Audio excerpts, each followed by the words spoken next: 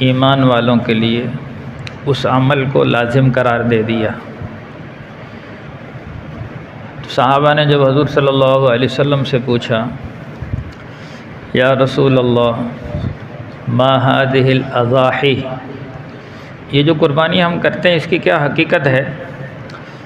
تو حضور صلی اللہ علیہ وسلم نے فرمایا ہی سنت ابیکم ابراہیم، یہ تمہارے جد امجد ابراہیم کی سنت ہے، اس سنت کو زندہ کیا جاتا ہے۔ اور ابراہیم علیہ السلام نے ایک دعا کی تھی وَجَعَلْ لِي لِسَانَ صِدْقٍ فِي الْآخِرِينَ، کہ اللہ بعد والوں میں میرا ذکر خیر ہوتا رہے، میری یعنی اللہ تعالیٰ نے ہر نبی کو ایک دعا عطا فرمائی تھی کہ وہ دعا ایسی تھی کہ جو مانگو گے مل جائے گی۔ حضور صلی اللہ علیہ وسلم فرماتے ہیں وہ دعا سارے نبیوں نے دنیا میں مانگ لی، جیسے مانگی ایسے ان کو مل گئی، لیکن میں نے اپنی دعا محفوظ کی ہوئی ہے، یعنی وہ دعا ایسی ہے کہ جو مانگ لو گے مل جائے گا۔ تو حضور صلی اللہ علیہ وسلم فرماتے ہیں میں نے اپنی امت کے لیے قیامت کے دن کے لیے وہ دعا محفوظ رکھی، قیامت کے دن میں اپنی امت کے حق میں وہ دعا کروں گا۔ باقی سارے نبیوں نے مانگ لی۔ حضرت سلیمان علیہ السلام نے دعا اس طرح مانگی ربی حب لی ملکا لا ینبغی لأحد من بعدی، کہ یا اللہ مجھے ایسا ملک دے دے، ایسی حکومت سلطنت دے دے میرے بعد کسی کو نہ ملے۔ ایک عجیب دعا مانگ لی، تو اللہ کے خزانے میں کمی کوئی نہیں، اللہ نے ایسی حکومت دے دی ان کو کہ اس کی مثال نہ اس سے پہلے ملتی ہے نہ بعد میں، کہ اللہ نے روئے زمین کی بادشاہت دے دی، ہوائیں تابع، جنات تابع، پرندے تابع، جانور ان کے تابع، جنات بھی تابع۔ ایک تخت ایسا دے دیا جو صبح اڑان بھرتا تو صبح کے تھوڑے سے وقت میں 1 مہینے کی مسافت طے کر لیتا، غدوها شہر و رواحها شہر، صبح کی اڑان 1 مہینے کی مسافت، شام کی اڑان 1 مہینے کی مسافت، اور اس پر ہزاروں انسان سوار ہوتے، پرندے اس پر ضائع کیا ہوتا، جہاں مرضی اتار لیتے۔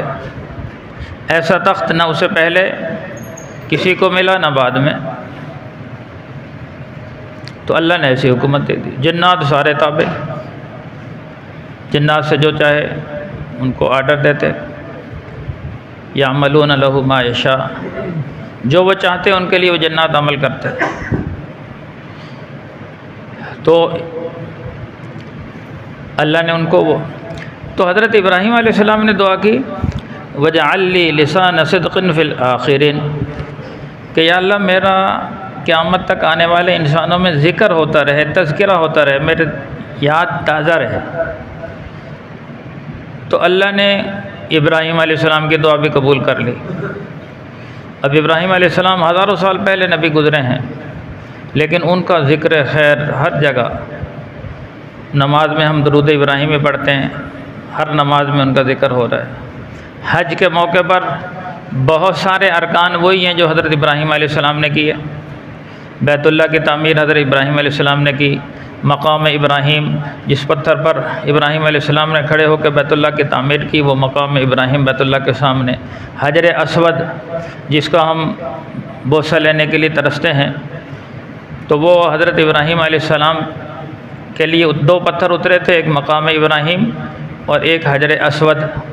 مقام ابراہیم پر کھڑے ہو کر وہ بیت اللہ کی تعمیر کرتے، اور مقام ابراہیم جو وہ پتھر تھا وہ ایسا اللہ نے اس میں معجزہ رکھا کہ وہ لفٹ کی طرح جب ابراہیم علیہ السلام گارا لینے کے لیے آتے تو وہ نیچے آ جاتا۔ جب گارا مٹی پتھر، حضرت اسماعیل علیہ السلام گارا مٹی پتھر پکڑاتے تھے، وہ نیچے آ جاتا، پھر جب اس کو پتھر لگانے کے لیے پھر وہ اوپر چلا جاتا۔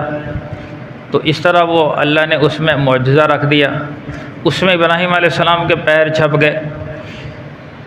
تو وہ اتنا متبرک پتھر ہے، آج بھی بیت اللہ کے دروازے کے سامنے نصب ہے، اس میں سنہری جالیاں لگی ہوئی ہیں، بڑا خوبصورت. اور قرآن میں اللہ نے اس کا ذکر فرما دیا، وَاتَّخَذُوا مِن مَقَامِ إِبْرَاهِيمَ مُصَلًّى، مقام ابراہیم کو نماز کی جگہ بنا لو. اب جو طواف سے فارغ ہوتے ہیں حاجی تو 2 رکعت نماز واجب الطواف اس مقام ابراہیم کی سید میں پڑھنا ہوتی ہے. تو مقام میں جہاں ابراہیم علیہ السلام کے پیر لگے اللہ نے اس کا قرآن میں ذکر فرما دیا، اور وہ پتھر آج تک محفوظ. پھر حجر اسود اترا، یہ بھی حضرت ابراہیم علیہ السلام کی دعا پر اترا. جب بیت اللہ تعمیر ہو گیا تو ابراہیم علیہ السلام نے اللہ پاک سے عرض کی، اللہ جب طواف شروع کریں گے تو اس کی کوئی نشانی ہونی چاہیے.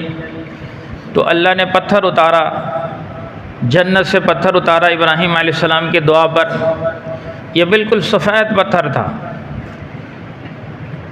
تو اس کو بیت اللہ کے کونے پر نصب کر دیا گیا. بھئی یہاں سے طواف شروع ہوتا ہے مقام یہ حجر اسود سے. تو یہ نشانی تھی بطور بھئی یہاں سے طواف شروع کیا جائے. اور پھر یہ چونکہ بابرکت اور متبرک پتھر تھا، حضور صلی اللہ علیہ وسلم نے فرمایا جو اس کا بوسہ لے گا تو اس کے گناہوں کو یہ چوس لیتا ہے. حضور صلی اللہ علیہ وسلم فرمایا پہلے بالکل سفید تھا، پھر لوگوں کے گناہوں کو چوس چوس کر سیاہ ہو گیا، تو اب اس کو حجر اسود کہا جاتا ہے.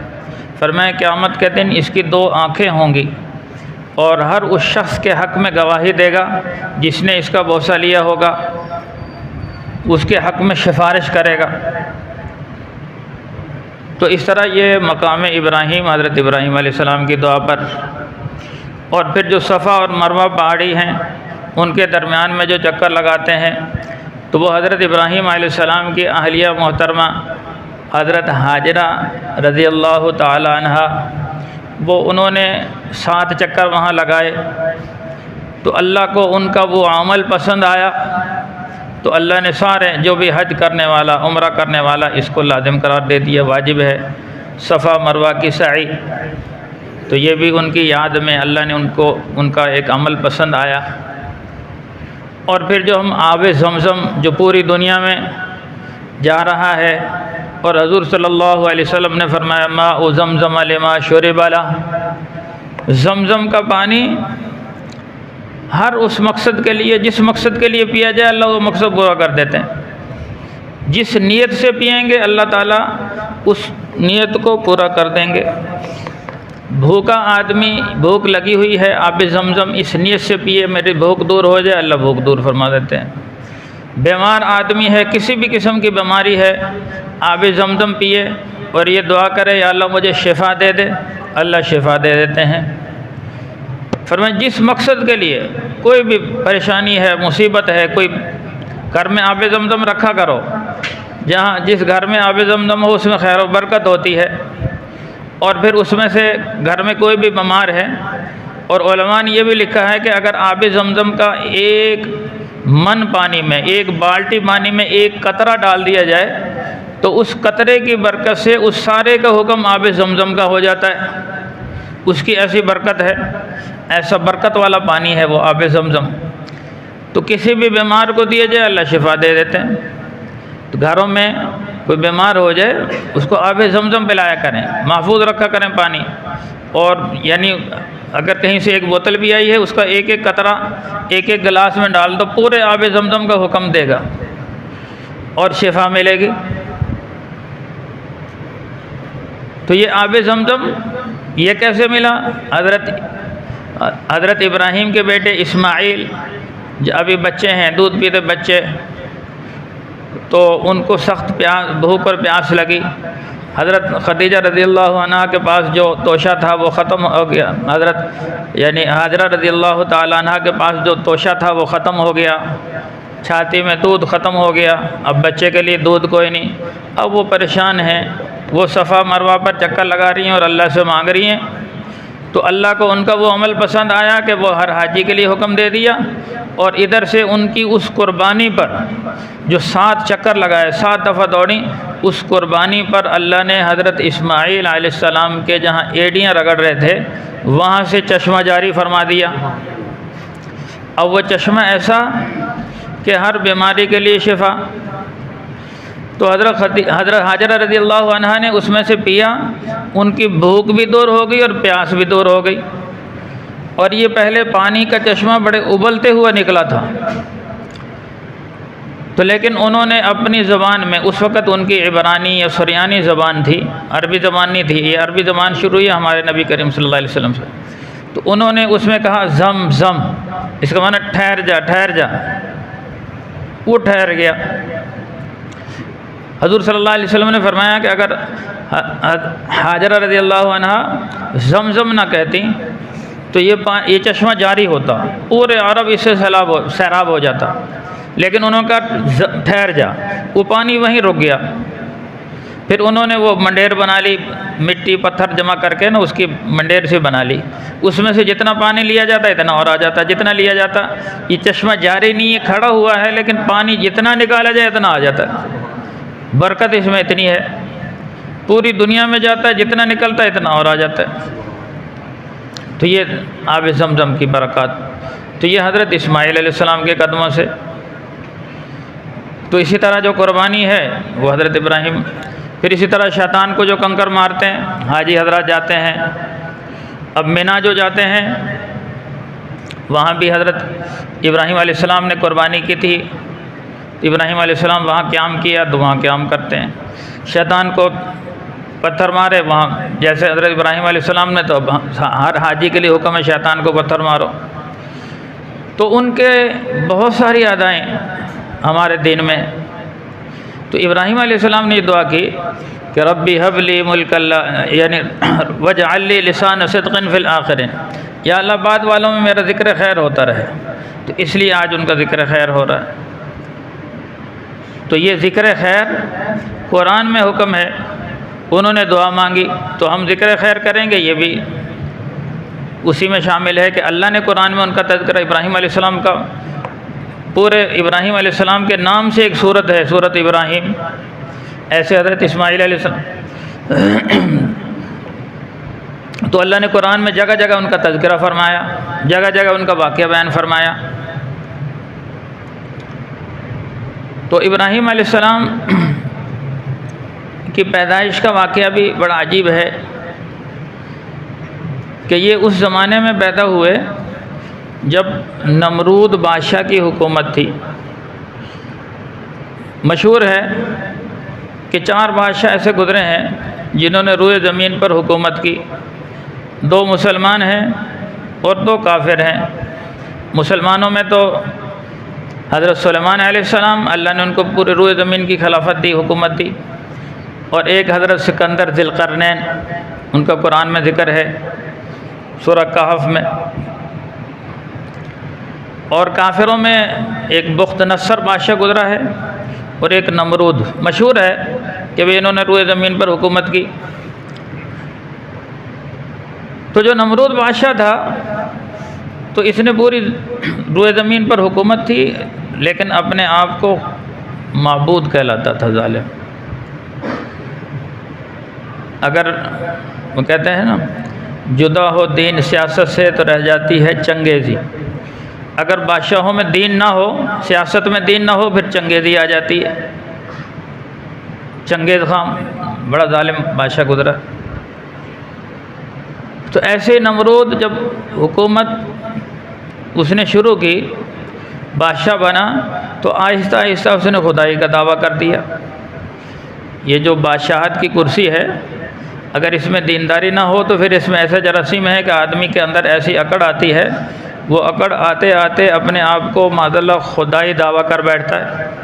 اب فرعون کی حکومت لمبی ہوئی، 400 سال تک اس کی حکومت گئی، اس ظالم نے بھی خدائی کا دعویٰ کر دیا اور کہنے لگا انا ربکم الاعلی، میں تمہارا سب سے بڑا رب ہوں۔ تو ایسے نمرود نے خدائی کا دعویٰ کر دیا۔ اب یہ جو بادشاہ ہوا کرتے تھے تو اپنے ساتھ نجومی اور اس طرح جادوگر قسم کے لوگ رکھتے تھے، اور پہلے زمانے میں جو نظام ہوتا تھا تو وہ ایسا ہوتا تھا کہ یہ جو جنات ہیں آسمانوں پر جاتے، یہ جو نجومی قسم کے لوگ ہوتے ہیں یہ اپنے ان جنات کو، جو شیطانی جنات ہوتے ہیں، ان کو اپنے قابو میں رکھتے ہیں شیطانی عمل کے ذریعے۔ پھر یہ اس زمانے میں آسمانوں پر چلے جاتے تھے، اللہ تعالیٰ جب فرشتوں کو حکم دیتے تو کوئی نہ کوئی بات ان کے کان میں پڑ جاتی، تو وہ اپنے نجومیوں کو آ کے بتاتے۔ یہ حدیث میں آتے پھر نجومی ایک سچ ہوتا 99 اس میں جھوٹ ملا کے آگے چلا دیتے۔ لیکن جب سے قرآن پاک کا نزول شروع ہوا پھر آسمانوں پر پہرا لگ گیا، پھر اب یہ جنات آسمانوں پر نہیں جا سکتے، جانے کی کوشش کرتے رہتے ہیں۔ تو قرآن میں الا من استرق السمع فاتبعه شهاب ثاقب، جیسے کوئی بات چوری کر یعنی وہاں جا کر چوری بات سننے کی کوشش کرتے ہیں تو ان پر فرشتے انگارہ مارتے ہیں، شہاب ثاقب۔ یہ کہتے ہیں نا ستارے ٹوٹ رہے ہیں، وہ ستارے نہیں ٹوٹتے، وہ ان شیاطین اور جنات پر انگاروں کی بارش ہو رہی ہوتی ہے، وہ فرشتے ان پر انگارے مارتے ہیں جس سے جل کر راکھ ہو جاتے ہیں۔ لیکن ایسی ضدی مخلوق ہے یہ جنات، پھر بھی جانے سے باز نہیں آتے۔ ان کو پتہ ہے اب اوپر نہیں جا سکتے، اب سخت پہرا لگ گیا، لیکن اس کے باوجود جاتے ہیں اور وہاں سے جل کے واپس آتے ہیں۔ لیکن پہلے زمانوں میں یہ چلے جایا کرتے تھے، ان کو روک ٹوک نہیں تھی۔ جیسے یہ ابلیس شیطان جا کے فرشتوں میں رہنے لگ گیا، پہلے یہ زمین پہ رہتا تھا، پھر فرشتوں میں جا کر رہنے لگ گیا۔ پھر جب اس نے آدم کو سجدہ نہ کیا تو پھر اللہ نے اس کو زمین پر منہ کے بل پھینک دیا زمین پہ، لیکن یہ ظالم آدم کا دشمن بن گیا، انسان کا دشمن۔ تو اس زمانے کے نجومیوں نے نمرود کو بتایا کہ آپ کی حکومت اور سلطنت میں ایک بچہ آنے والا ہے اور وہ آپ کی حکومت کی تباہی کا سبب بنے گا۔ اب چونکہ جو ظالم قسم کے بادشاہ ہوتے ہیں ہر وقت ڈر رہے ہوتے ہیں کہ کہیں سے ہماری حکومت کو خطرہ نہ ہو جائے، کہیں سے کوئی حکومت تباہ نہ ہو جائے۔ اب جب یہ بات سنی تو یہ نمرود کے لیے بڑی اہم بات تھی، تو اس نے کہا بھی اس کا حل، نجومیوں کو بلایا، ان کا بھی حساب لگا کے بتاؤ کہ اس وقت وہ بچہ کہاں ہے۔ اب انہوں نے اپنے طور پہ حساب لگایا، اس زمانے کے کوئی تکے لگاتے تھے، کوئی بات صحیح بھی، تو کہنے لگے کہ وہ بچہ فلاں رات اپنے باپ کی صلب سے اپنے ماں کے پیٹ میں منتقل ہو جائے گا۔ تو بادشاہ نے اپنے وزیروں سے پوچھا بھی اس کا کوئی حل؟ ان کا اس کا حل یہی ہے کہ عورتوں کو، ساری عورتوں کو، یعنی اس کا جو شہر بابل شہر تھا اس شہر کا بتایا بھئی اسی شہر میں، تو اس شہر کی عورتوں کو ایک خیمے میں رکھا جائے اور جو مرد ہیں ان کو ایک خیمے میں رکھا جائے۔ اس رات میں نہ کوئی مرد عورت سے ملے نہ کوئی عورت مرد سے۔ اب یہ اس نے قرآن و مکر و مکراں کہ لوگ بھی تدبیر کرتے ہیں اور اللہ بھی تدبیر کرتا ہے، واللہ خیر الماکرین، اور اللہ بہترین تدبیر کرنے والا ہے۔ اب اس نے اپنی پوری تدبیر کی اور اللہ کی بھی تدبیر چلی۔ اب اس نے عورتوں پر ایک عورت کو مقرر کر دیا نگران، وہ حضرت ابراہیم علیہ السلام کی والدہ، اور مردوں پر ایک مرد کو مقرر کر دیا، وہ آزر، وہ مردوں پر نگران۔ اور نمرود بھی ساری رات جاگتا رہا اور کہتا رہا بھی تم نے پوری رات نگرانی کرنی ہے اور مجھے آ کر اطلاع دینی ہے۔ اب یہ پوری رات نگرانی کرتے رہے، اور پھر جب دونوں میاں بیوی اطلاع دینے کے لیے نمرود بادشاہ کے محل میں پہنچے تو اللہ نے نمرود پر نیند طاری کر دی۔ اب نمرود سویا ہوا ہے تو وہ انتظار میں بھی یہ جاگے تو اس کو اطلاع کریں، وہ جاگ نہیں رہا، یہ آپس میں مل لیے، آزر اور اس کی بیوی آپس میں ملے۔ اللہ نے اس کے محل ہی میں ابراہیم کو اپنے باپ کی صلب سے ماں کے پیٹ میں منتقل کر دیا۔ جیسے اللہ نے موسیٰ علیہ السلام کو، یعنی فرعون چاہتا تھا کہ موسیٰ نہ آئے، لیکن اللہ نے کہا موسیٰ کو فرعون تیرے گھر میں نے پلوانا ہے۔ اب نمرود چاہتا تھا کہ بچہ باپ کے صلب سے ماں کے پیٹ میں منتقل نہ ہو، لیکن اللہ نے چاہا کہ بھی تیرے محل میں یہ ہوگا۔ اس کے محل میں ایسا ہوا تو اللہ کے لیے کوئی مشکل نہیں۔ اب اس نے نجومیوں سے پوچھا صبح، ہاں بھائی، تو انہوں نے کہا وہ تو کام ہو گیا، بچہ اب باپ کی سلب سے ماں کے پیٹ میں منتقل ہو گیا۔ اب یہ نہیں بتا سکتے کہ بھائی کون ہے وہ۔ اب نمرود نے ان سے پوچھا نگرانوں سے، بھی تم نے سخت نگرانی نہیں کی؟ ان کو بڑی سخت نگرانی کی، کوئی مرد عورتوں کی طرف نہیں گیا، کوئی عورت مردوں کی طرف نہیں کی، لیکن ان کی کوئی نگرانی کرنے والا نہیں تھا۔ اللہ کا نظام ہے، اور اللہ نے جب اللہ کا نظام غالب آ کر رہتا ہے، بادشاہ کا اپنا نظام چل رہا ہے، اللہ کا اپنا نظام، اور اللہ کا نظام غالب آتا ہے۔ تو اب وہ نجومی سے پوچھا بھئی وہ ماں کون ہے اور باپ کون ہے؟ وہ نہیں بتا سکتے۔ اللہ نے مخفی رکھ دیا۔ جو بات اللہ تعالیٰ ظاہر کرنا چاہے وہ ظاہر ہو جاتی ہے، جو مخفی رکھنا چاہے وہ کوئی دنیا کی طاقت اس کو ظاہر نہیں کر سکتی۔ پھر نجومیوں سے پوچھا بھی اس کا حل کیا ہے؟ ان کا حل یہی ہے کہ اس شہر میں اس سال جتنے بھی بچے پیدا ہوں ان سب کو ذبح کیا جائے۔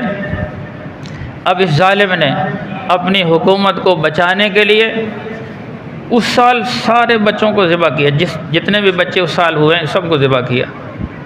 لیکن جب ابراہیم علیہ السلام کی ولادت کا وقت آیا تو اللہ نے حضرت ابراہیم علیہ السلام کی والدہ کو، پہلے تو وہ ظاہری یعنی حمل ظاہر نہیں ہوتا تھا، کسی کو پتہ ہی نہیں کہ بھی پیٹ میں حضرت ابراہیم علیہ السلام ہے، لیکن ماں کو محسوس ہوا